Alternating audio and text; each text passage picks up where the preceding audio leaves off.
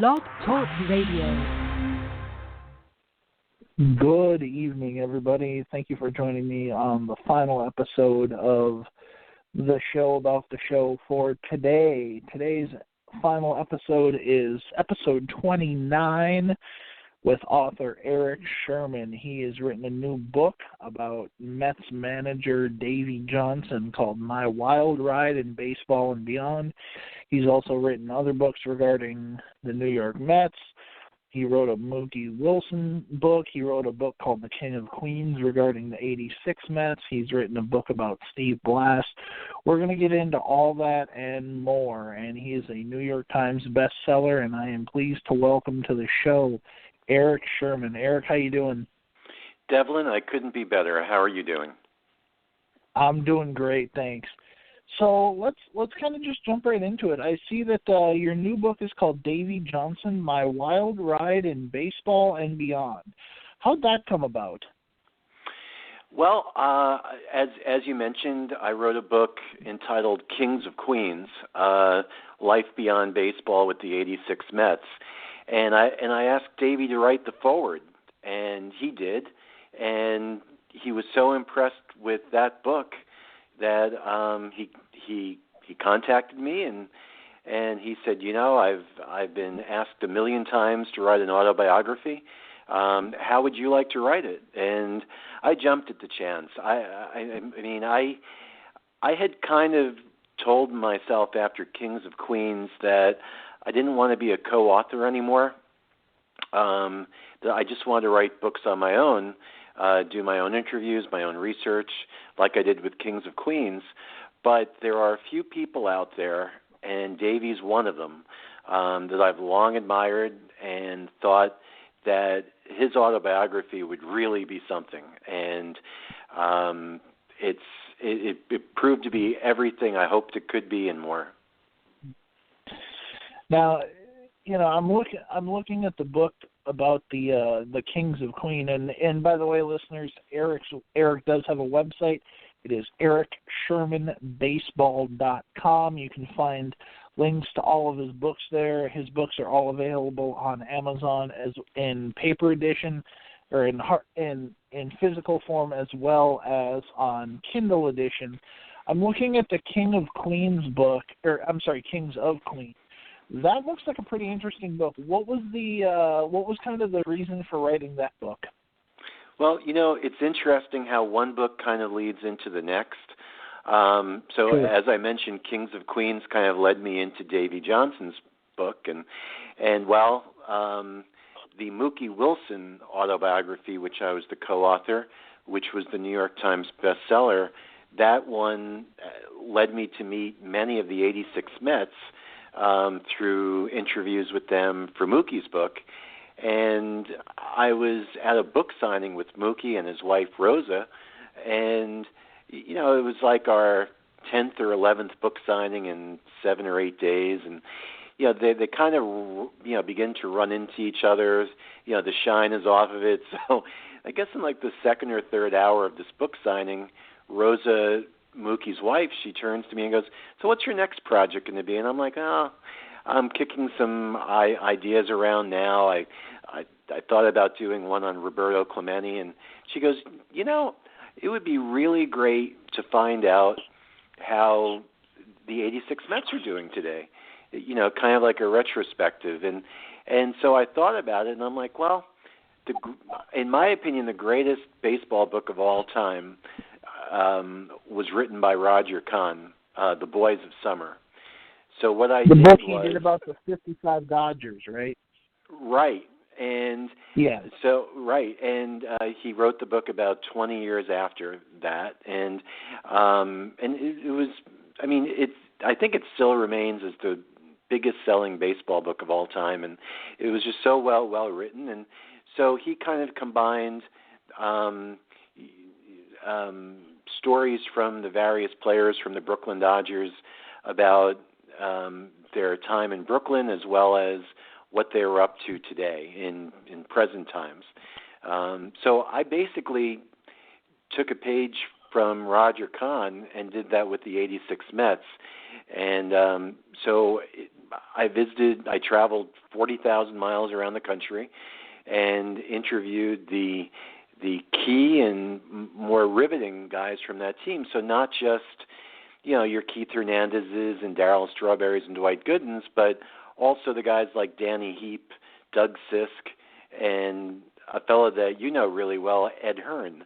So it was, and it's interesting, the feedback that I received, people were just as, if not more, enthralled with the stories on Ed Hearn and your Rafael Santana's than they were with, Strawberry and Gooden, because, we've heard so much about, the lives of Straw and with Gooden.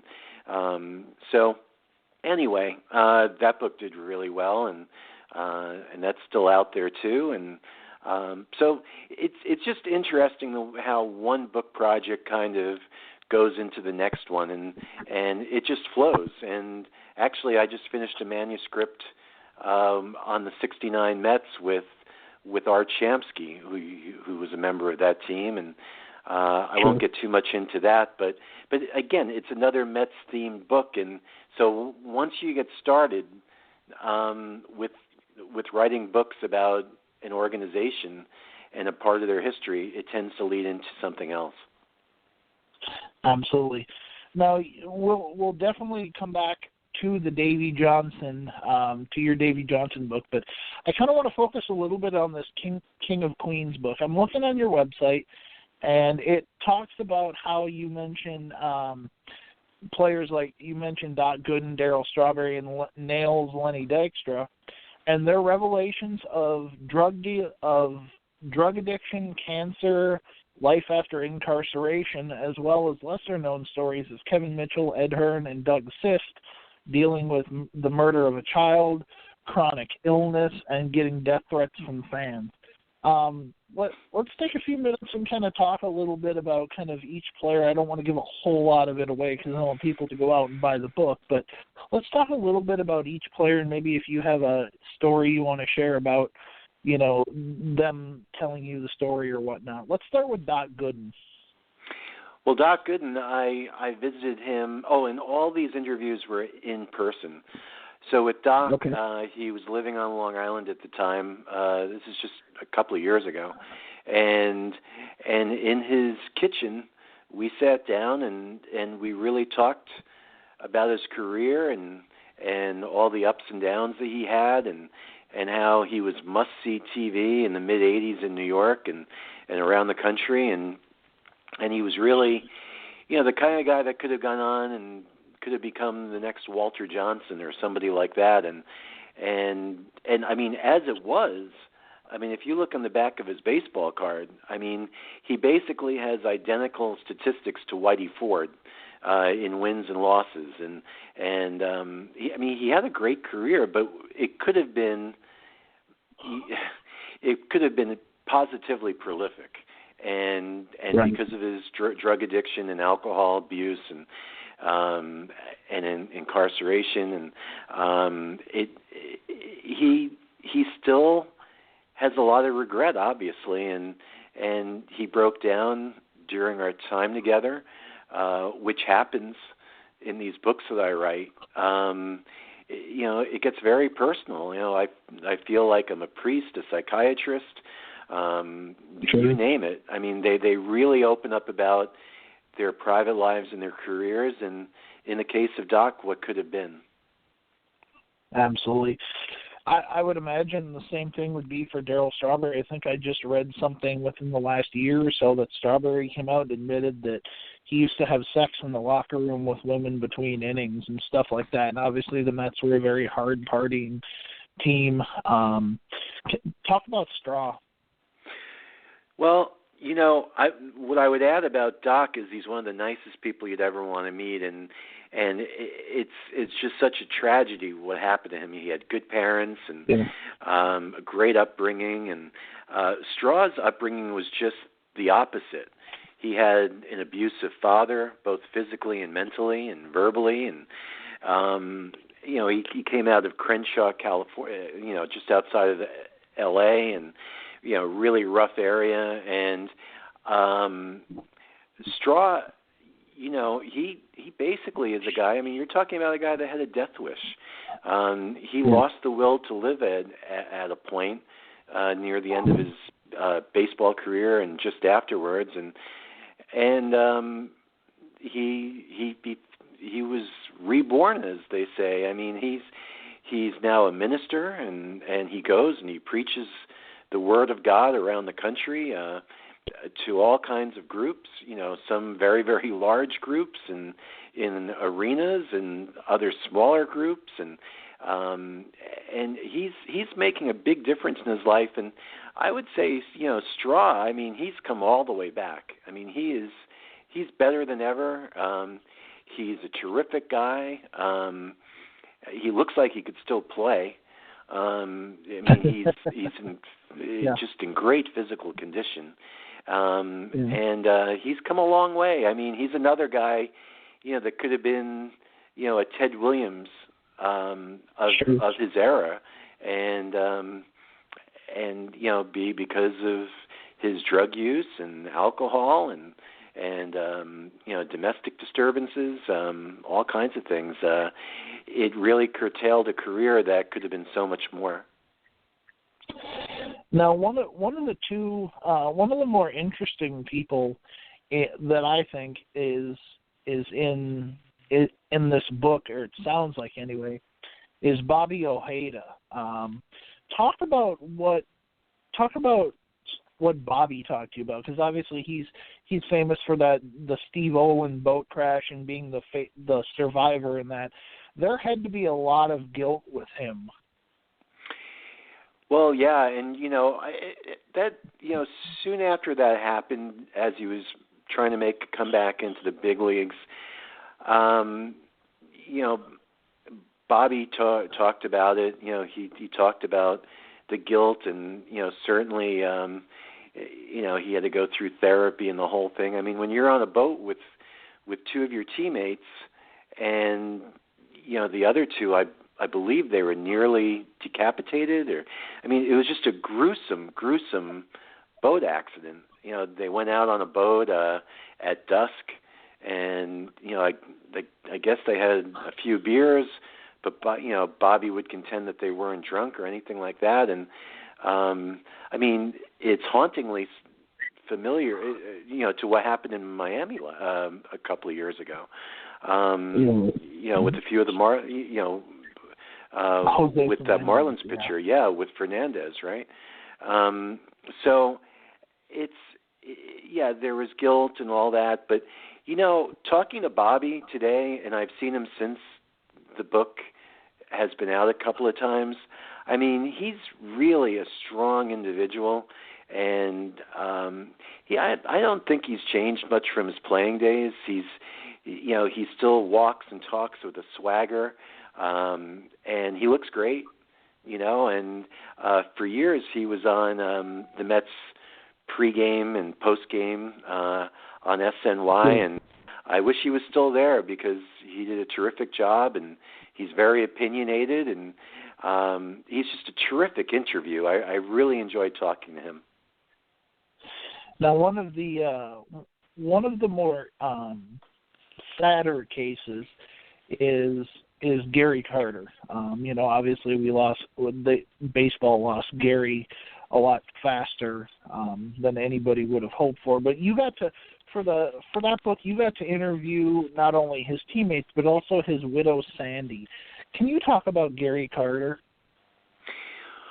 Well, yeah, I sure can. I think Gary's relationship with his teammates in the '86 Mets, it was almost like two different lives, two different people. There was the Gary Carter who, when he first went to the Mets, was not liked in general by his teammates. And I think the same was true to an extent during some of his time in Montreal, especially as a younger player. And then he goes to the Mets. And, and the reason for that, I think, was because, he was nicknamed Camera Carter. So they would tell me, there was never a camera that Gary didn't love. And, he did all the commercials and really embraced New York and Madison Avenue, and but the reality of it was, it's just who he was. I mean, I talked to his wife Sandy about it, and I talked with his daughters, and they're all a part of the chapter that I did on Gary. But a funny thing happened years later. Your Dwight Goodens, your Darryl Strawberries, they came, even your Keith Hernandez's, like they really came to have a whole different perspective on Gary. Like they saw him for a guy that lived his life the right way and lived his life the way that they would have liked to have lived theirs a little bit more. But unfortunately, they didn't see Gary that way when he was a teammate. Now, the thing is you don't write just about the New York Mets. You've written other books, and I think probably your most important book that you've written is Out at Home, the Glenn Burke story. Can you talk about that book?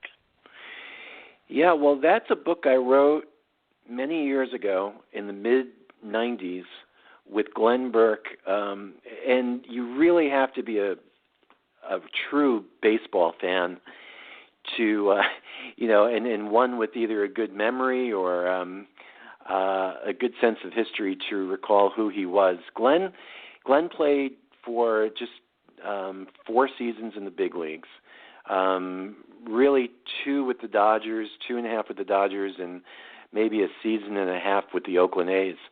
And the reason why his career never really took off, I mean, he was a Dodgers top draft pick, and back in the 70s, I should mention he came up in late 76, and he finished his career with the Oakland A's really in the spring of 80.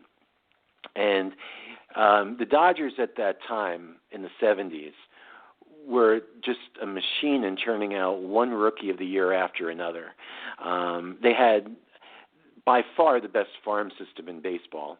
And so Glenn Burke was going to be their center fielder for the next 15 years until they found out that he was gay and that he wasn't going to hide it after a certain point.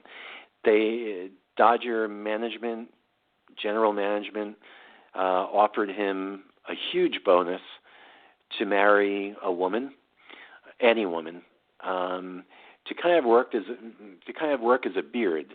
The Dodgers had this pristine image, and it was a different time then. I mean, it was a time when. Right. I mean, if you're a gay Major League Baseball player, I mean, that's something for your own self-preservation. You want to keep it to yourself. And sure. And it's an interesting story because he befriended Tommy Lasorda's son, Spunky. His real name was Tommy Jr. And he was gay also. And he would dress up. And he would eventually die of AIDS, just like Glenn did. And Glenn never really got into, in the book I did with him, how far that relationship went. But they would pal around, and they would hang out. And, I don't think it's something that Tommy took to, and, the Dodger manager and the general manager, and so they traded him, one of their top prospects to the Oakland A's for an aging Billy North, and the Oakland A's at that time were just awful. So he went from one of the best organizations in baseball to one of the worst. And the Oakland A's back then were called the Oakland Triple A's. They were so bad. And so anyway, the next season he's in Oakland, Billy Martin shows up to try to resurrect the franchise, which he did. I mean, he turned them around fast. And but the first day of spring training, Billy's introducing players, and he goes, and here's Glenn Burke. He's a faggot. And, it kind of sets a very awkward work environment, to say the Right. least. And Absolutely. so Glenn got sent down to the minor leagues, and just kind of got buried down there. And the big money wasn't in baseball yet. And, I think Glenn was making about $60,000 a year. And he just said, the heck with it. I don't need this. And so he moved to San Francisco. He was from the Bay Area, and the rest of his life was really tragic. He was involved in a car accident where he was a pedestrian walking across the street, and he self-medicated and turned to drugs, went to prison, contracted AIDS in prison, and when we wrote the book together, he was dying of AIDS, and that's a big part of the book. And it's just a very tragic tale. He died at 42 years old, and it was just so tragic. And actually, there is a movie being made now based on that book. It's being produced by Jamie Lee Curtis, and so hopefully that'll be out in a couple of years. And so Glenn Burke's life and story will get out to the masses even more so. Do you have any say, or not say, but are you involved in that movie at all? I'm a consultant on it, Okay. but that's I'd love to get a cameo. Sure. I'm a blonde, and I'm kind of I played shortstop. Maybe I could be Bill Russell, or somebody like that. Sure. Not like a big role, just a small role would be great. Sure. Absolutely. Now, one of the interesting guys that you talked about earlier in the episode is Mookie Wilson. I think he's obviously most famous for his 10th inning hit in Game 6 of the '86 World Series against Bob Stanley, that famously goes through Bill Buckner's legs, and the Mets score and win the game. But he dealt with a lot of racism and came from Jim Crow stuff in the South, and he really had to overcome a lot. He had to overcome a tremendous amount. Everyone remembers him for that ground balling that he squibbed through Bill Buckner's legs to win Game 6 of the '86 World Series. But his life and his baseball career were so much more than that. This was a guy, 12 brothers and sisters. His father was a sharecropper, and he lived his life in, the poverty you can't imagine. He had a tin roof, and he had to work on the farm, and but he had a father who was he was the biggest influence in his life. He had parents that loved each other and stayed together, and his father had a love for baseball, and Mookie shared that love. And so imagine, a sharecropper's son who had nothing, Right. had to deal with all kinds of racism in South Carolina in the 60s and early 70s, and he rises above all that, and first gets drafted by the Dodgers, but he turned them down. He was in college, and then he gets drafted by the Mets. So someone from those humble beginnings, extremely humble beginnings, becomes, I've always said, not the greatest New York Met, but the most beloved. And I think if you asked any Mets fan who the most beloved Met is, it would be Mookie Wilson. So he's just got such a great story, and he came so far, and he's one of the most positive people that I know. He and I are great friends to this day.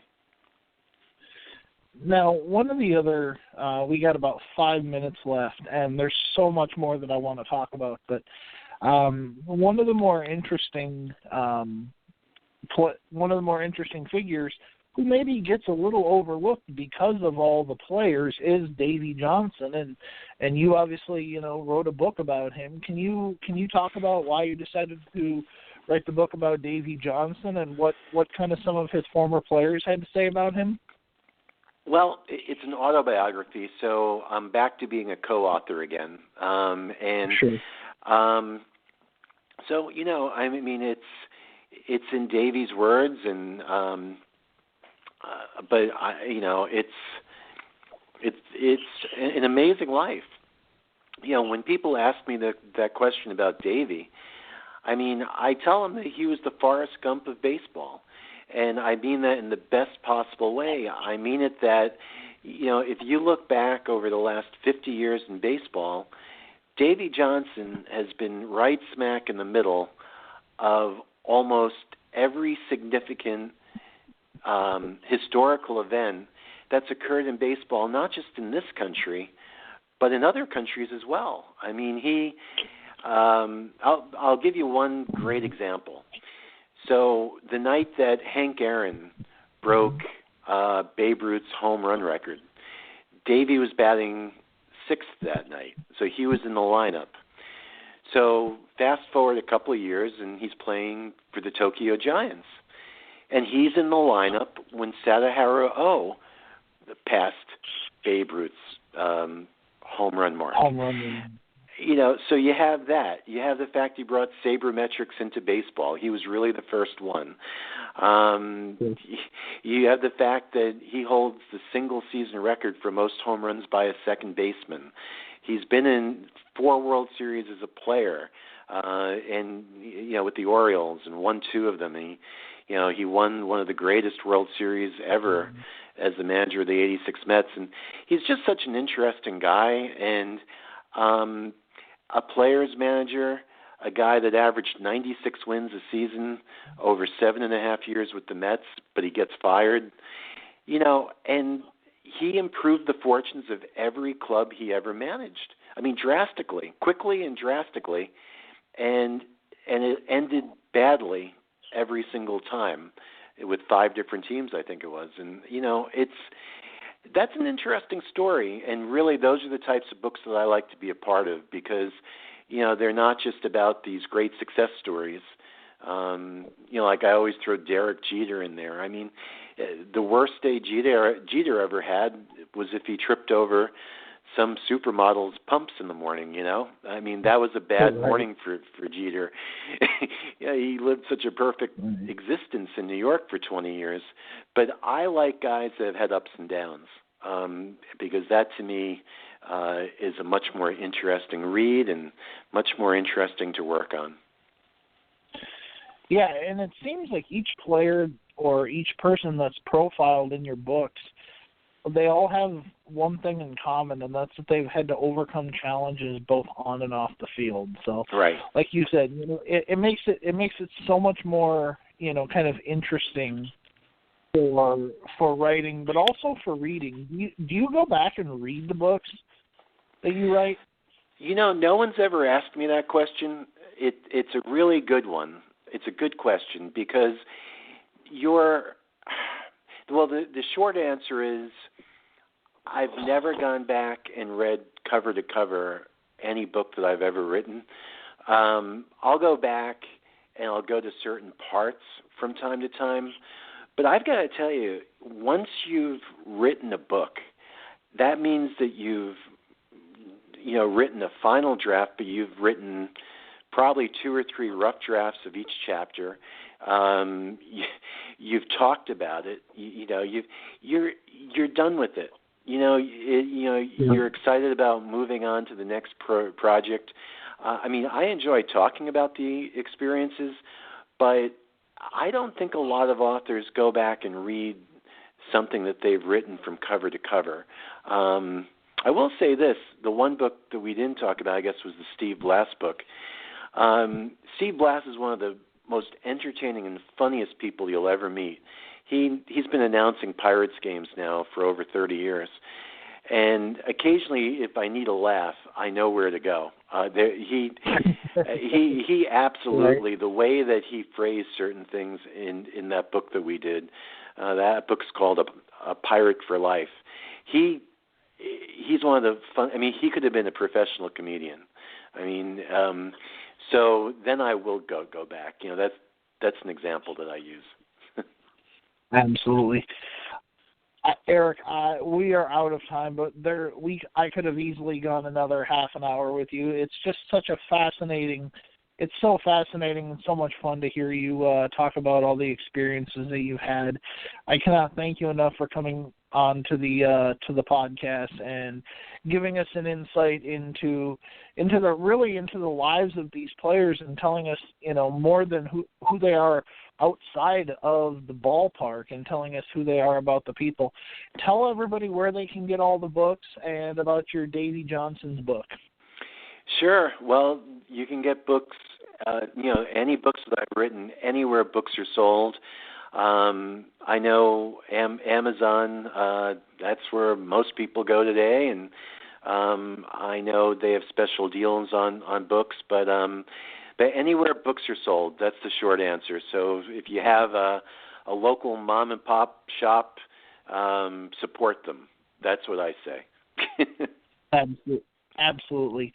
Ladies and gentlemen, his website is erikshermanbaseball.com. That's ERIKSHERMAN baseball.com. You can find the links to purchase his books. You can find background information about him and all of his subjects. I cannot thank you enough, New York Times best-selling author Erik Sherman, for giving me a half an hour of your time tonight. Thank you so very much, and we'll be in touch. All right, the pleasure is all mine. Take care. You too, thank you. Bye-bye. Bye. All right, that was Erik Sherman. He has written 5 books, and his 5th book, like he mentioned, is the book about Davy Johnson. Find me on Facebook at Devlin Clark. Otherwise, on Twitter, you can find me at Devlin_Clark84. Please be sure to leave a 5-star review for this podcast. Also, make sure to visit Erik's website, eriksherman.com. That's ERIK, ShermanBaseball.com, erikshermanbaseball.com. Go to Amazon, find his books. I am going to order the book about...